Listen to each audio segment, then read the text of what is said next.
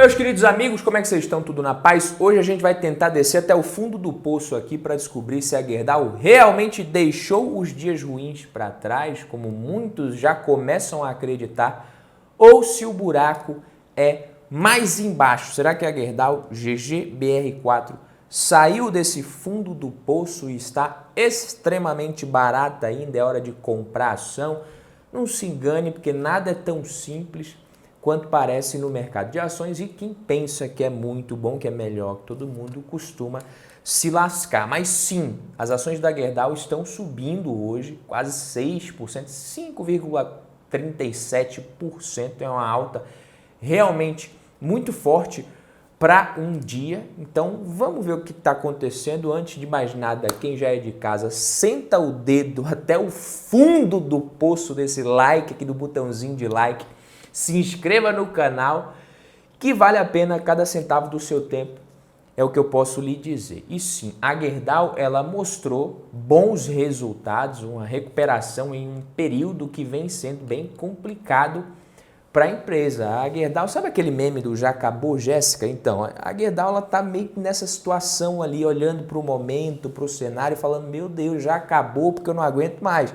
A situação, ela realmente não vem muito boa para a Gerdau nos últimos trimestres. No primeiro trimestre de 2024, a empresa reportou um EBITDA ajustado de 2,8 bilhões de reais, o que é um salto de 38% sobre o trimestre anterior. Então, sobre o trimestre anterior, coisa melhorou, só que a gente ainda tem uma queda de 35% em relação ao ano passado.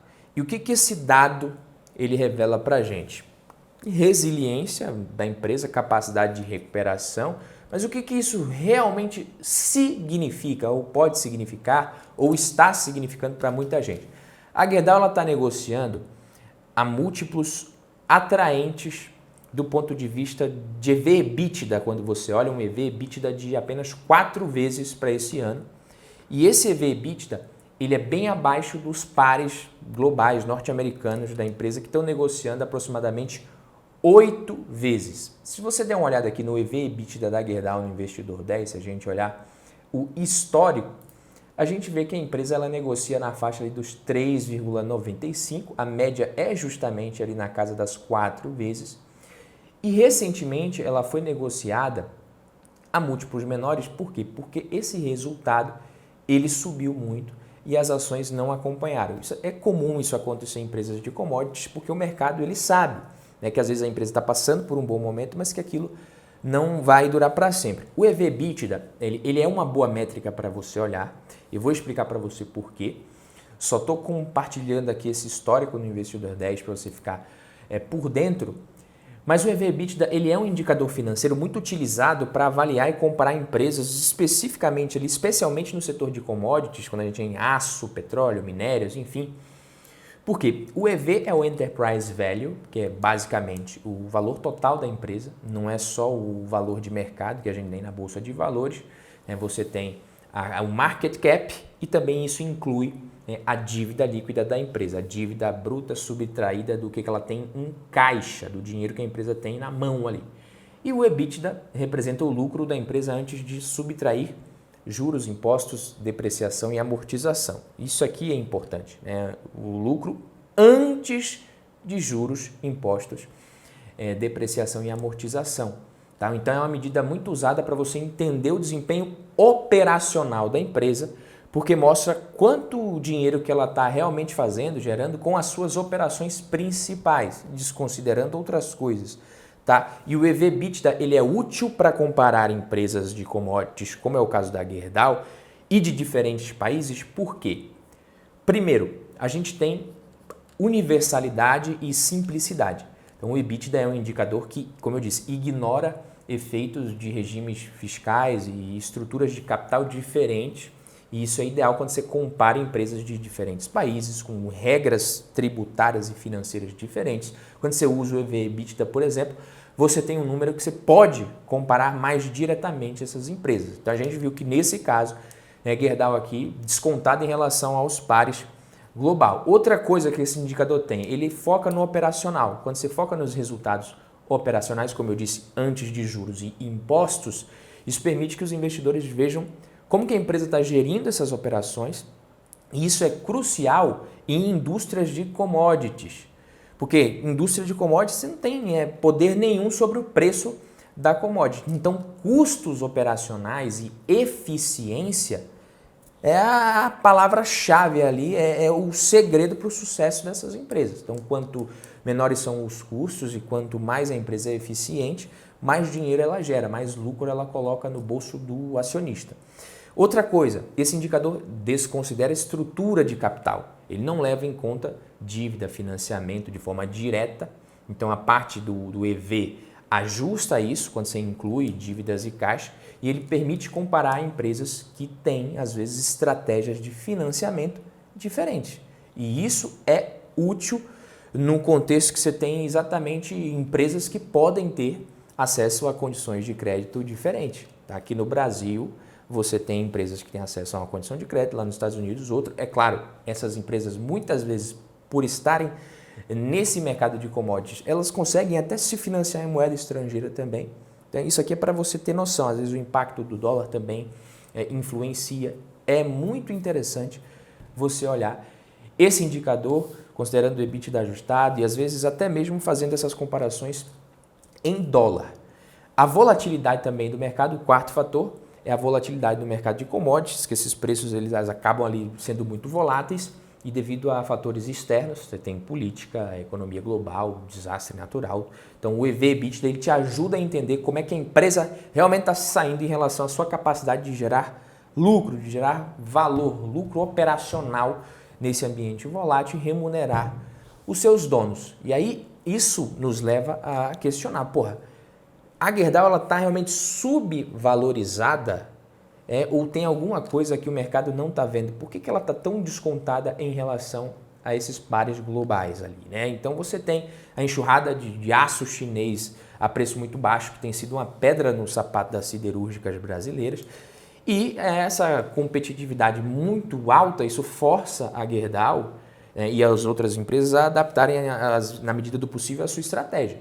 No final desse vídeo eu vou te falar por que eu não invisto em Gerdau, você vai entender. Eu vou te dizer se eu considero que está barato realmente ou não, se está descontado ou não, e eu vou te dizer por que eu não invisto. Esse cenário internacional, como eu disse, desempenha um papel fundamental na forma como as empresas vão recalibrar, reestruturar suas operações para seguirem competitivas, né? A empresa precisa ter bons resultados. Então, apesar desses desafios, a Gerdau ela tem demonstrado que consegue se ajustar minimamente a essas adversidades. E é isso que eu falo, né? Para você, como investidor, você precisa observar como que a empresa responde a esses desafios externos, e isso oferece uma lição sobre a resiliência, a gestão nesse universo volátil do mundo das commodities. Então vamos pensar junto. Por que uma empresa como a Gerdau, com operações sólidas, uma presença forte aqui no Brasil, na América do Norte, estaria sendo negociada a esses múltiplos tão abaixo da média do setor? Por que tem pegadinha, não tem? Seria um sinal de que o mercado está descontado, né? Ou às vezes o mercado está colocando isso no preço, problemas futuros que ainda a gente não está vendo, ou seria uma oportunidade de ouro mesmo? Eu vou dar a minha opinião aqui, mas antes vamos ver a opinião da galera aqui. Quando você abre aqui, você vê o Gerdau agrada com números do primeiro TRI de 2024, hora de encher o bolso com as ações. A Gerdau ela reportou seu balanço referente ao seu primeiro TRI de 2024 na quinta-feira após o fechamento do mercado, e por volta das 11h50 hoje as ações subiam quase 5,7% em relação ao balanço. Os analistas avaliam os números como positivo, destacando o desempenho da empresa na América do Norte. Segundo o Bradesco BBI, os resultados da Gerdau vieram mais fortes do que o esperado no primeiro trimestre, com bom desempenho tanto no Brasil quanto na América do Norte, sustentando os números. O Bradesco BBI tem recomendação de compra para as ações da empresa com preço-alvo em R$ 23,30. Goldman Sachs, a Gerdau teve um primeiro trimestre marcado por volumes relativamente fracos ainda, mas no geral, melhores margens devido a custos mais baixos, pondera o Goldman Sachs, com lucro antes de juros, impostos e depreciação, EBITDA 4% acima da projeção. O banco tem recomendação de compra com preço-alvo de 23 e 33. Né? Não sei, está parecendo que copiou aqui o Bradesco BBI. Será que eles estão andando juntos? Né? O EBITDA do Brasil superou as expectativas em 22%, refletindo melhores custos, enquanto os Estados Unidos ficou 5% abaixo, com volumes mais fracos, mas margens melhores. Isso aqui é importante, se olhar a margem também, não só volume. E o Itaú BBA falou que esse bom desempenho generalizado nas margens ajudou os resultados da Gerdau a superar as expectativas no primeiro trimestre, com destaque para a recuperação no Brasil e resiliência na América do Norte. Os analistas escrevem que o EBITDA ajustado de 2,8 bilhões ficou 10% acima das expectativas. O ponto negativo foi a queima de caixa em 610 milhões de reais. Isso realmente não é bom, ninguém gosta de queimar 610 milhões de caixa. E o banco tem recomendação neutra para a Gerdau. É aquela coisa, nem compra nem vende, você faz o que você quiser. Por mim, não fede nem cheira. É isso que é a opinião do Itaú BBA. Beleza, meus queridos amigos? Mas o que eu acho, né? Você analisar o valuation de uma empresa, não é só você olhar para números friamente ali, você precisa entender os fatores que estão por trás desses números, e é por isso que a Gerdau está mais descontada do que os seus pares globais, né? A performance na América do Norte é um ponto forte, mas o mercado brasileiro, com todas as suas incertezas econômicas, políticas, né? Como é que fica? A Gerdau é daqui, pô. A empresa está aqui. É aqui que o aço chinês está entrando com vontade também. Essa pressão competitiva continua sendo uma variável crítica que pode afetar as margens da Gerdau no médio e longo prazo, talvez. Por outro lado, se você considerar, exclui um pouco da análise por um momento esses fatores que a empresa não consegue controlar e você olha para a gestão qualificada da Gerdau, para a habilidade dela para navegar nessas águas mais turbulentas, você está olhando para uma empresa barata, para uma janela de investimentos talvez interessante, porque a gestão tem capacidade. Ela não só mostrou resiliência, como também mostrou que consegue se adaptar, ajustando essas operações para enfrentar esses desafios tanto locais quanto globais. E, na minha opinião, o maior ponto positivo da Gerdau é o seguinte: ela deixa claro que ela vai se ajustar se o Brasil deixar, talvez, de ser um mercado tão interessante para ela. Ela consegue, ela tem esse objetivo de buscar outros mercados para não depender tanto daqui, e que consegue fazer isso. A Gerdau também vai distribuir 588,9 milhões em dividendos, conforme anunciado quinta-feira, dia 2, vulgo ontem, e os dividendos representam 28 centavos por ação ordinária ou preferencial, tanto faz, e vão ser distribuídos para quem tiver ações da empresa no dia 15 de maio, no encerramento do pregão, no dia 15 de maio, na nossa Bolsa de Valores. Eu invisto em Vale. Por que eu não invisto em Gerdau, galera? Porque eu já invisto na Vale. E caso você não saiba, quem são os clientes da Vale, digamos assim? Quem que compra o minério? Basicamente são as siderúrgicas. Então é bem correlacionado isso daí. Então, geralmente, quando o minério está muito caro, a Vale ela lucra muito, ela gera muito caixa, ela paga bons dividendos. As siderúrgicas costumam surfar essa onda também. Eu gosto mais da Vale e eu acho que não faz sentido ter as duas na minha carteira. Não, se olhar só para siderúrgicas, eu acho a Gerdau talvez a melhor opção aqui no Brasil. Mas, olhando do ponto de vista da minha alocação, de forma eficiente, já tenho Vale e não acho interessante acrescentar mais uma empresa só por acrescentar, mas acho que está barata sim. A Gerdau está barata. Se você gosta da empresa, se acha que faz sentido no seu portfólio, talvez seja um ótimo momento para você comprar. Não tão bom quanto ontem. Lembrando que pode ficar melhor ainda também. Esse negócio de fundo do poço, isso aqui nada é garantido.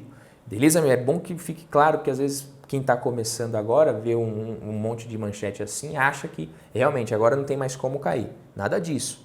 Tudo é possível no mercado de ações, principalmente quando a gente fala de commodities. Mas eu acho que a Vale ela tem vantagens competitivas duráveis, que são maiores, mais interessantes do que essas siderúrgicas aqui no Brasil, por isso eu prefiro investir na empresa, mas acho que está barato. Esse foi o vídeo de hoje, se você gostou, deixa o like, se inscreve que a gente se vê na próxima, tamo junto, Valeu, pai!